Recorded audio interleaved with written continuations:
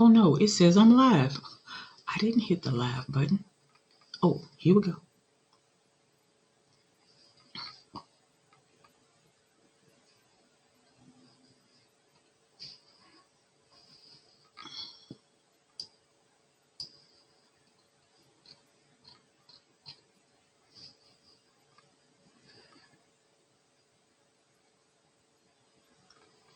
Okay, well, it looks as though I might be live and I did not hit the final live button. So let me just check here and see if we are live for sure.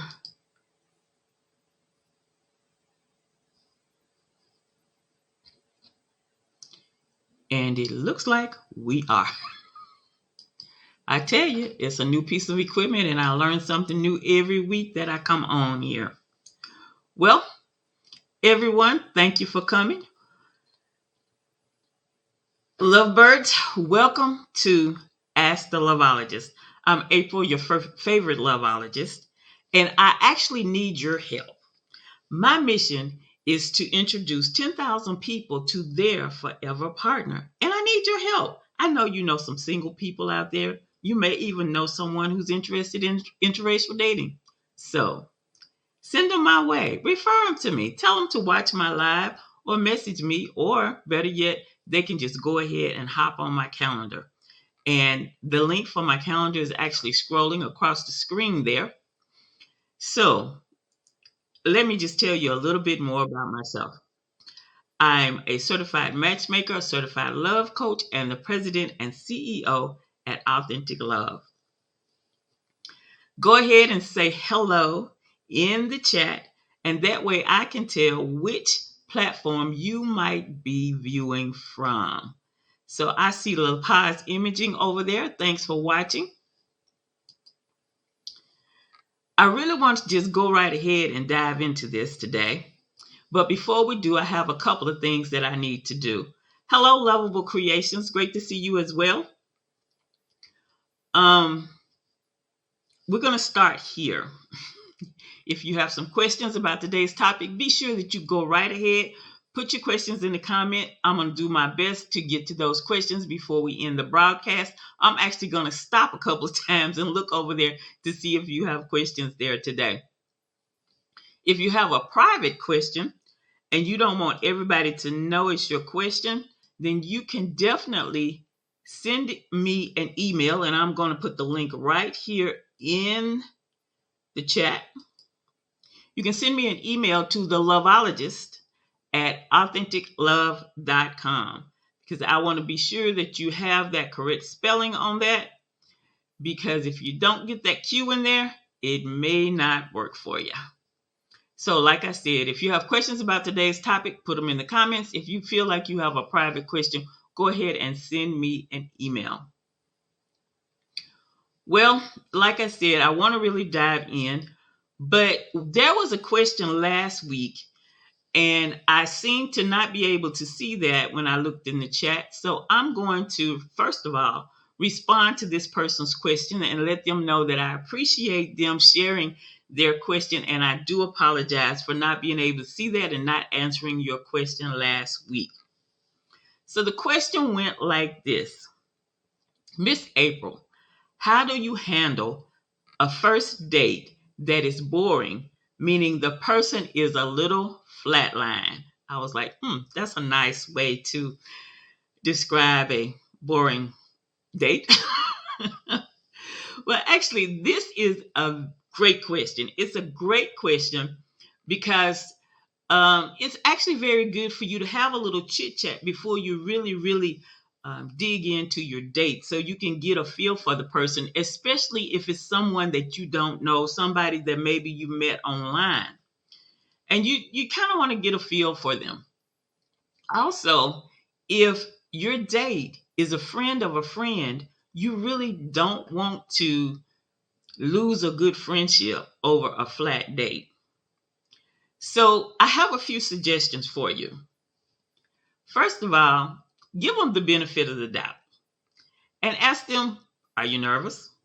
Because a lot of times when you ask the person, Are they nervous? It breaks the ice, and they may say something or elaborate on what is making them nervous. And you can even identify with that if you'd like and say, well, I'm a little nervous too, but we can have a nice little chat. Another thing you can do is you can actually say something funny because you're trying to break the ice. You're trying to give them an opportunity to open up and feel comfortable. And like I said, you might just say something funny or just point out something that's there in the venue that the two of you could talk about, something that you might think that person might find nice, and you could actually get a conversation going about it. So my point is, do something to try to break the ice, try to loosen the person up a little bit, because you never know. Something could have just happened on the way or whatever, and they're just a little shook, but give them the benefit of the doubt. Now, I'm going to tell you, listen to your gut though, because if you feel like this is really a flatline thing going on and you just can't get it to open up at all, for most of us, that's going to kind of be a red flag. So here's something that you can do. You can say politely, I don't think we're a match. This was interesting. I have to go. And you can leave. You can say, the foundation to a good relationship is good communication. So we don't seem to have that. I'm going to go. This was interesting. And you can go. Some people would tell you you might even want to give them a compliment, then break that bad news to them. However you do it, just do it. Do it politely. And don't create a scene, please.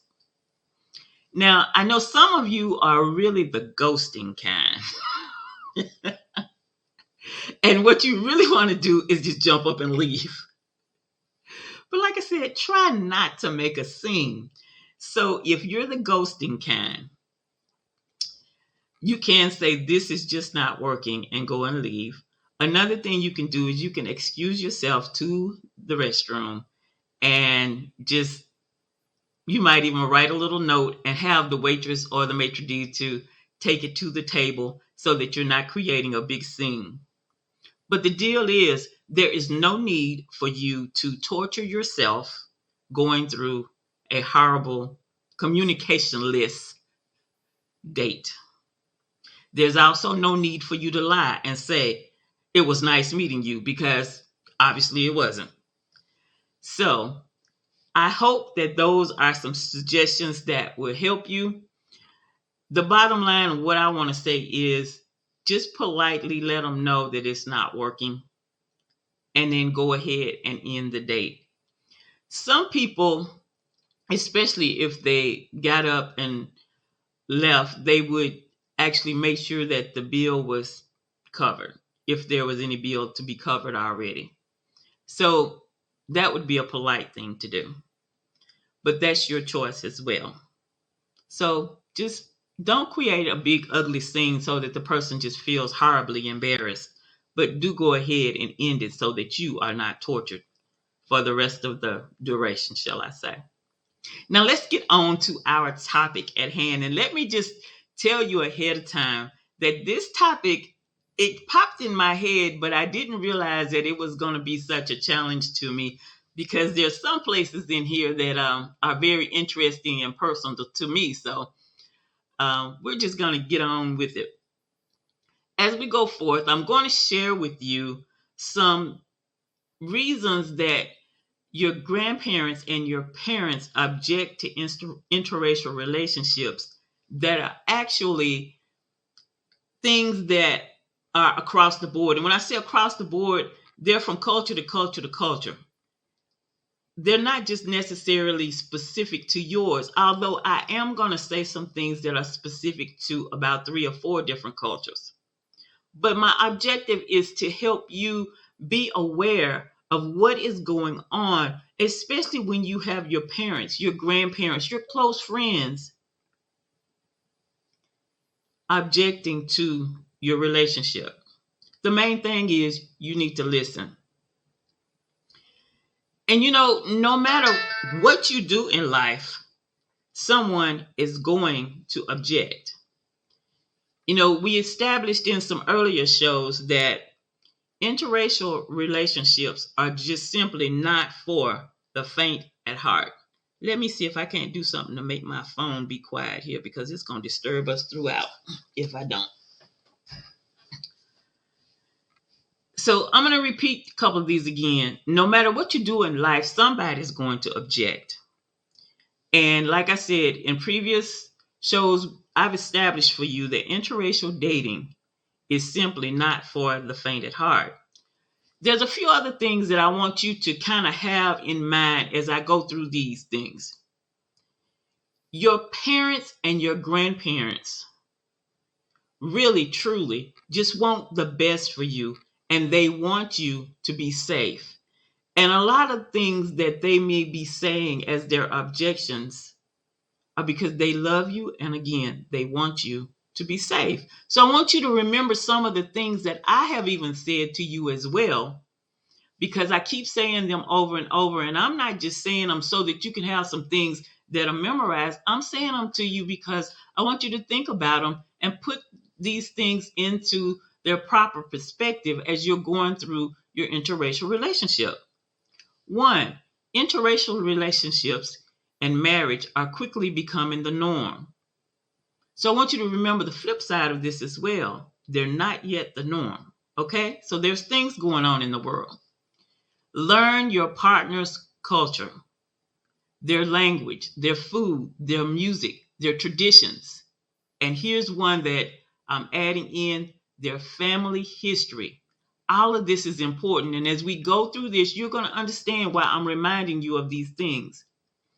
Build a strong relationship between the two of you so that you have each other's back, like the Teenage Mutant Ninja Turtles. Y'all have heard me talk about that several times.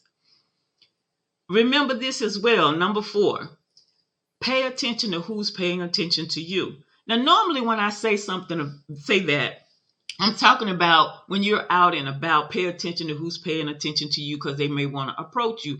But in today's context, I want you to think about paying attention to your family and friends who are paying attention to you because they are concerned about you. And another thing that you definitely hear me say is it's about your happiness. But it's about your happiness inside the relationship as well as what may be going on outside the relationship that can affect your relationship. So let's look at some of the concerns in some particular cultures here in the world. In the Indian culture, these people are prideful. Now, I want you to think about this not as they're arrogantly prideful, but they're prideful. They are proud of what they have. They're proud of what they do. They're proud of their culture. They're proud of their skills. Not arrogant. They're proud of what they have and what they do. And so you have to think about your parents, your grandparents. They're older. They've seen things in life. They've heard things in life. They've experienced things in life. And that is the context in which they are having a lot of these objections, such as they're concerned that you, their child, may lose your heritage, or that you may possibly be brainwashed by your partner's culture. And I know some of you are going, never. But these are some of the things that are on their minds and hearts because they're concerned about you. They're concerned about whether you will lose the language or you will lose the traditions, the family traditions, or as some parents would say, that you would forget where you came from. They're concerned about if their grandchildren or great-grandchildren will actually be taught the mother language. And you're like, well, we'll probably speak both languages if there's, different languages. We'll probably speak both of them in our household.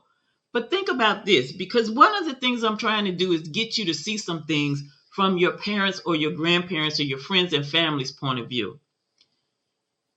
If you are the parent or the grandparent and you only speak one language, and your grandchildren or great grandchild is taught the language that you don't speak, then you're kind of feeling like you're going to be left out, or you may feel like I'm not going to be able to communicate with my grandbabies. I'm going to have a challenge communicating with my in-law, my daughter-in-law, my son-in-law, or as many people say, my daughter or son-in-love. And these are just things that they are concerned about. How will my grandchildren balance two religions? Or better yet, how will you balance two religions in your home? You have one religion and your partner has another. How are you going to balance that? Now, I know a couple. The guy is Jewish, the girl is Christian, and they maintain their individual religions. But when they had children, and now their children are 10 and up, they have taught and shared with their children both religions, and they allow their children to choose. Even when it comes to holidays and celebrations and all of this type of thing, their children may even get to have two different celebrations, one from each culture. But again, these are some of the things that parents are concerned about. And I'm going to tell you, I've had experience in a lot of this stuff, but to prepare this, I had to go do some research. And I'm going to tell you, I learned some things that were a little baffling to me. So if I stutter, yeah. Anyway, also in India, there is a history of colorism and racism. I didn't have a clue, didn't even know. But this is how I learned this. My very first male client lives in India. And we were on a Zoom one day and we were just chatting. And somehow he wove into the conversation, well, you know, they treat dark-skinned people different than they treat light-skinned people. Well, my brain goes to here in the United States, you know, how we are treated because I'm a dark-skinned person. And he went on to explain, and I was like, I had not a clue. I didn't have a clue about it. So I had to listen to what he was saying. And it was quite interesting to me.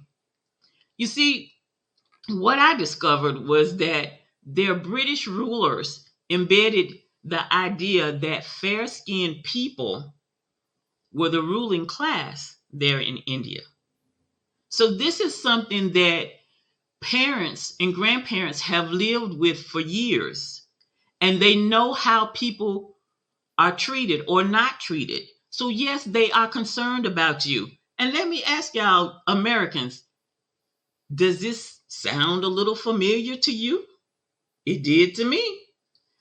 Also, in this article that I found online in the PASUPU, in case you want to look it up, I'm going to say it again, the PASUPU. It's dated October 2020, and the title of the article is Interracial Relationships. This is what the young lady says. She said, parents did not want their child dating a black man or woman because of their darker skin tone. Now, mind you, we're not talking about an African American person. We're talking about over in India, where they're talking about a dark-skinned person versus a light-skinned person. So let me start this again. Parents did not want their child dating a black person or woman because of their darker skin tone, and that being a black person would degrade their self-worth. See, these are the types of things that are in the history of India. These are the type of things that are kind of running through the minds of parents and grandparents. But like I said earlier, does that not sound familiar? You see, in India, as early as 5 years old, you may begin to learn the difference of how people are treated according to their dark skin versus their light skin. And just like here, the media, the TV, Bollywood has also promoted, maybe subconsciously, but they've also promoted the fact that they feel like light-skinned people are better than dark-skinned people. So, like I said, I didn't have a clue about any of this until this young man was sharing this with me. And when I began to work on this piece, I learned so much more stuff. Another thing that I learned was that in India, there's a lot of attention to skin lightening products. I was like, no. Oh, yes. And it is actually a multi-billion-dollar industry in India because they feel like the beauty is in the light skin. The thing is, beauty is in the people. But no, your parents and your grandparents know how you can be treated and some things that might happen. So they're concerned about you.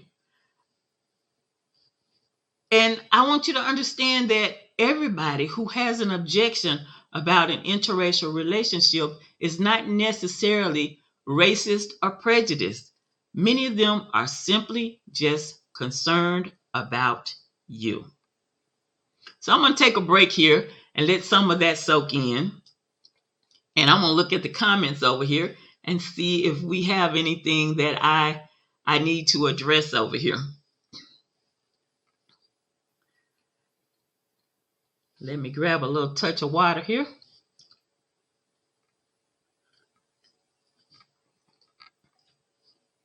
I only picked out a few cultures that I wanted to talk about because I'm going to tell you this topic right here is an endless topic. In China, in the 1970s, there was no interracial marriages registered. There was not one listed in the registry. And also, when it comes to Asians, a lot of the mature or older Asians have only seen Africans or African Americans on TV. And so this is the idea that they have about a lot of people from other cultures, what they have seen on TV, which really puts a lot of, which really puts us as African Americans or Africans kind of in a real negative light because there's so much stuff in the media that portrays us in a negative way. So then you have Asian parents and grandparents who are saying no to your interracial relationship. So again, I want you to think about these things and think about it from their point of view. Another thing that's a big concern in China and probably in several other countries too is if you marry a person from another country, they can just simply leave at any moment. But in China, divorce is frowned on big time. And if you're a woman who is divorced and you have children, they are really looking down on you. But think about it also as a family point of view. This can reflect embarrassment on the family. It could make the family have a bad name. Now, who in what country does not want to have a good name? So, these are just things that are on their mind. Another thing that is a concern is, will the grandchildren or the great-grandchildren be accepted in both races? Because in their mind, they won't. So again, think about it from their point of view. They have questions, they have concerns, and they want you to be safe.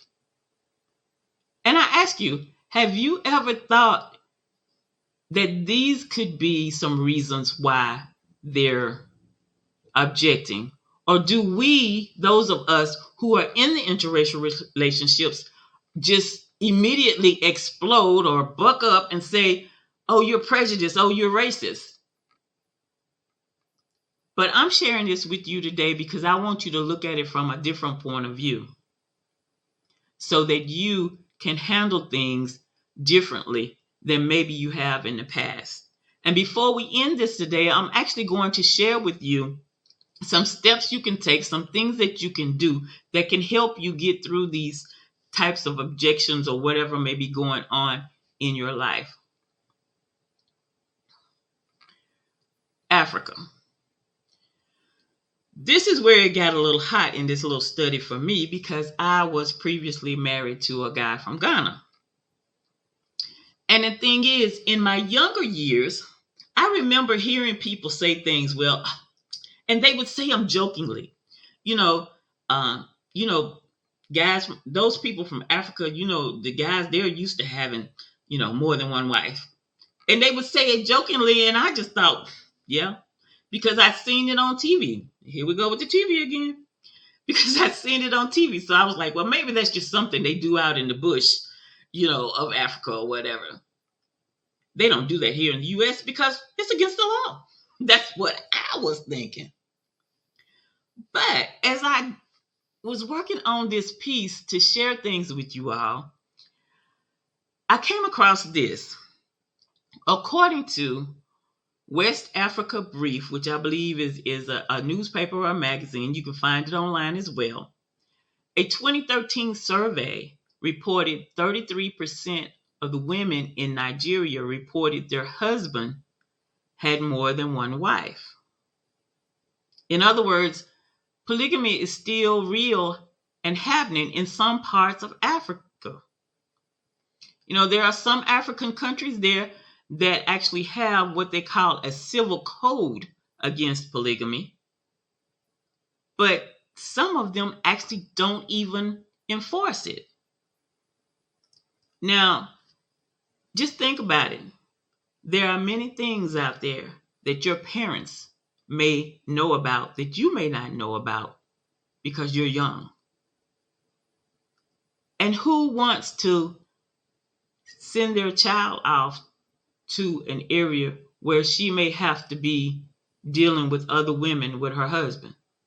We ain't even, Lord help me, we're not into that here. So think about it from your parents or your grandparents' point of view. Because I'm going to tell you, if I had known that before I got married, I wouldn't have married nobody African, period. So, again, these are some of the things that are going on in your parents' and grandparents' mind when you talk about you're in an interracial relationship. And the thing about it is, with this particular situation, there's also a concern that maybe they did that back in their country, but did they bring that mindset here with them? And although they know that it's illegal, okay, so they won't marry anybody. But the way this manifests here in the United States is this. Women will find out that their husbands have a whole nother family somewhere else. It could even be down the street or in the next block. But that's how this manifests. And you don't want your child to have to deal with these types of things. So yes, they are concerned. Now let's move to my community. And I'm just going to say some things that I know off the top of my head are concerns or questions or objections in the African American community. They're concerned that their child, you, or their grandchildren or great-grandchildren will be called the N-word. They're also concerned that you might end up in an unsafe place. We've seen this already in history and in the news and stuff. A lot of African Americans think back and reflect back on slavery. They even bring it up. If I'm talking to somebody about an interracial relationship, a lot of times they'll bring that up. A lot of people just simply have a fear because of their lack of knowledge of what your partner's culture is. And so this is what they reflect. This is how they object. And in the African American culture, you'll hear a lot of people say things that reflect that they assume that someone from your own culture is going to treat you better than someone outside of your culture. So, these are a few things that people are concerned about when they're objecting to your interracial relationship. And again, everybody's not a racist, everybody's not prejudiced, but then there are some who are. So again, I'm going to tell you to check your gut and pay attention to who's paying attention to you and what's going on around you. So here's a few ways for you to handle these things that can definitely move along a little smoother for you. So I'm going to check these comments again and see if you have any questions out there that I need to respond to.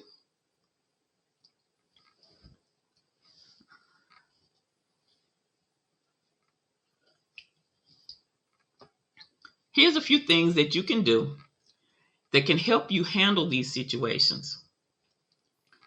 And before I go into this, let me ask you all, you guys have been watching and listening to all of these things. Is there anything that I have said so far that is making your ears perk up, or did I say something that is helping you get particular value out of what we're talking about today? I just wanted to know, is this hitting home or helping you think about some things? So I'm looking for somebody to share some comments there. So here's a few things that can help you in handling these situations. First of all, when you're right there in the situation, right in the heat of somebody objecting and maybe they're upset or whatever, do not demand that the person change their thoughts right then. Allow them to come around in their own time, because some people need to process a few things.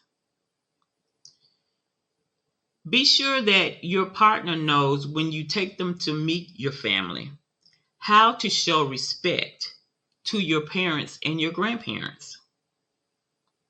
Show them that they're like, that we're alike, that we are polite, we're respectful, we're well read, we're eager, we want to learn, we want to engage, we want to be a part of this community or this family.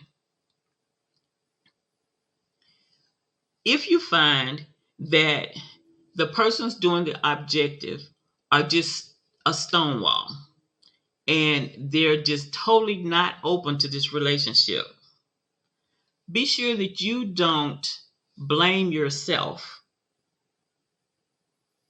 for causing a divide in the family. Be sure that your partner doesn't feel like they are the one causing a divide in the family. Because the bottom line to that is, people are just not, they've not progressed. They're still thinking about things of the past. They're still worried about things of the past. And some of those things, yeah, they may be happening now. But the thing is, you have to give them time to open up. And if they don't open up, then we're going to go to some other things down here that would help with that. It's also very important for the two of you to have a solid, open communication about whatever the objectives were that were brought to your attention.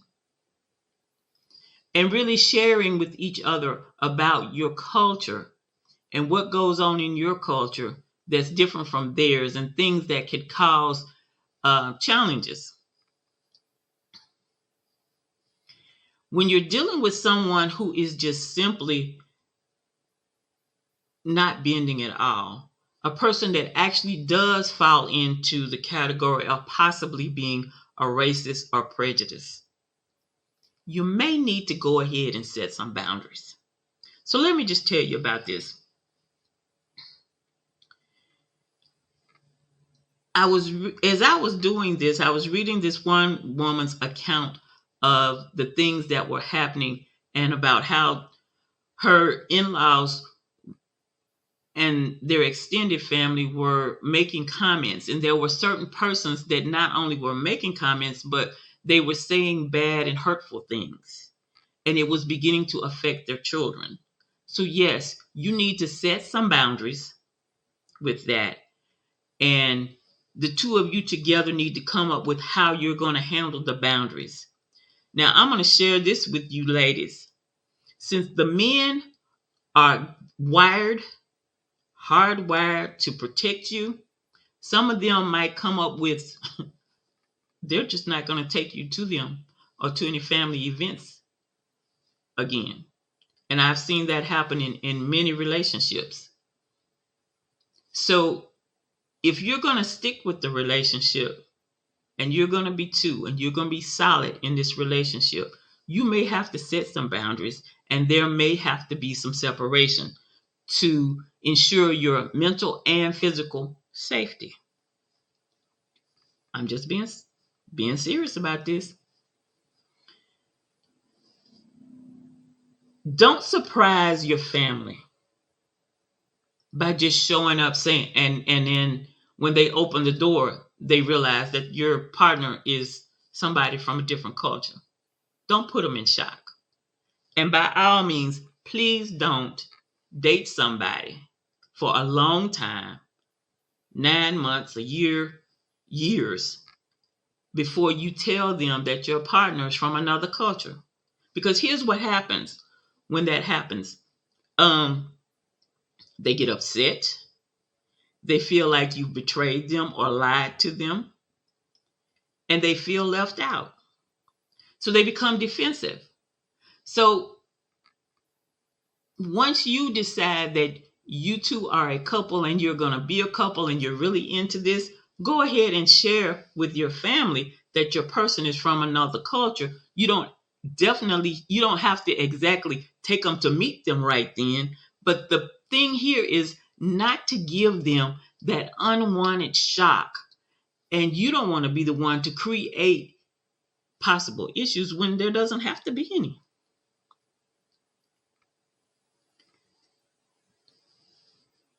Be sure that you get some marriage counseling, especially if there's a lot of these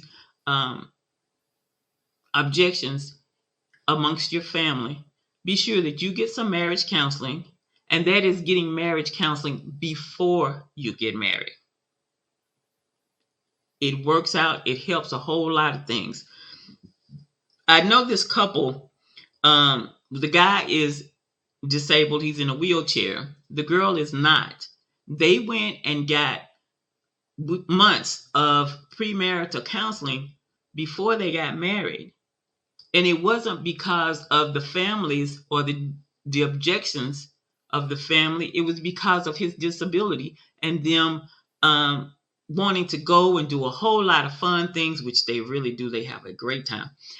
But it helped her to be able to handle a lot of things, especially when she was having to help him and she was by herself.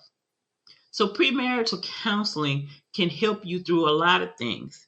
Now, a lot of you guys are thinking, oh, we'll just go see my pastor. Okay, fine, go see your pastor. But I'm suggesting that you get your premarital counseling also from a professional.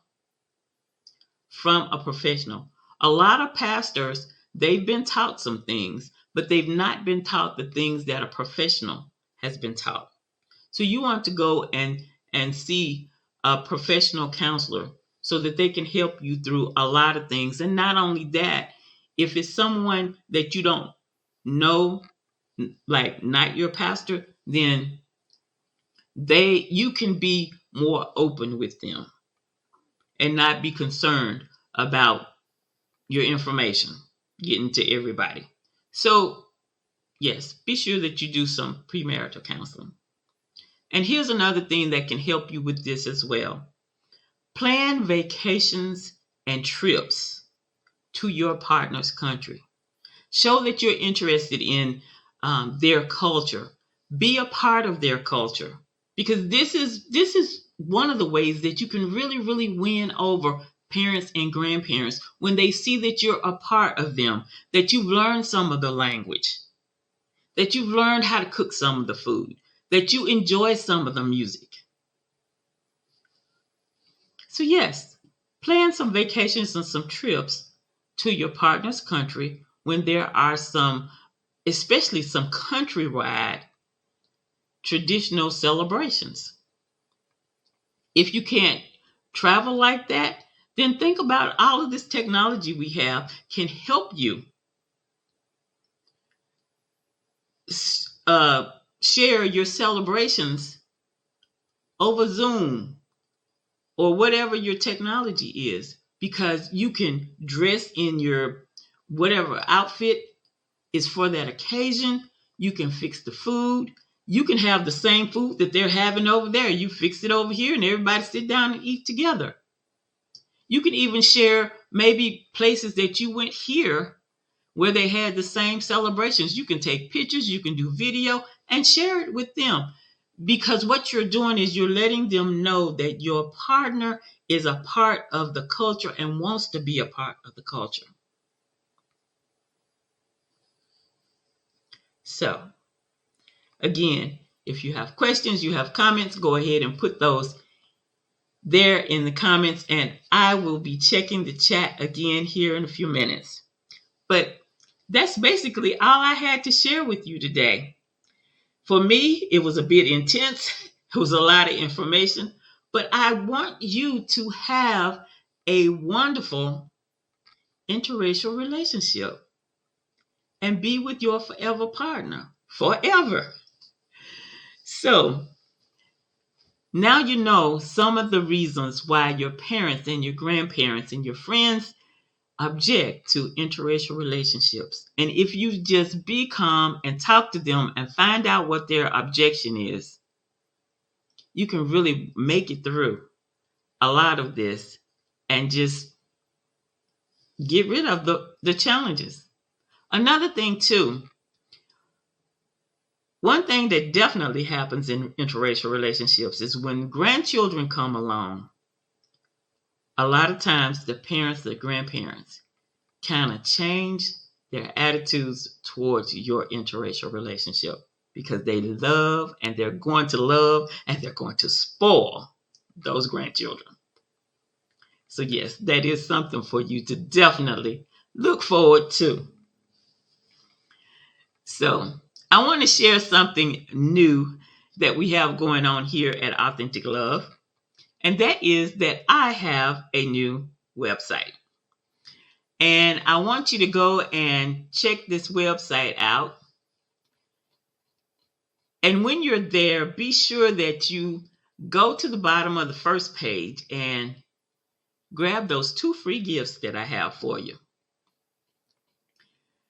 The website is authenticlove.com.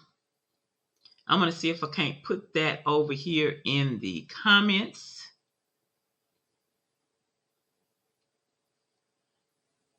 Yeah, we're going to put this in the comments for you.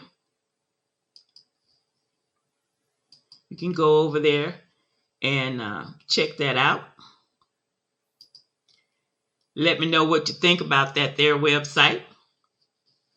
We'll probably be doing a few more things to spruce it up for you. But be sure you get those 2 free gifts. They are something that is going to actually enhance and level up your dating life. So, again, this is April, the LOVEologist, your favorite LOVEologist. I'm a certified matchmaker, a certified love coach, and the president and CEO at Authentic Love, where interracial relationships are certainly our priority. And as I said in the beginning, be sure that you refer people to me that you know are single so I can share with them about our matchmaking program that we have going on right now, the Emerald. It will do a lot of great things for them and their relationship. So I'm looking forward to seeing you all next week. That would be Monday again, 6 p.m. Central, 7 p.m. Eastern.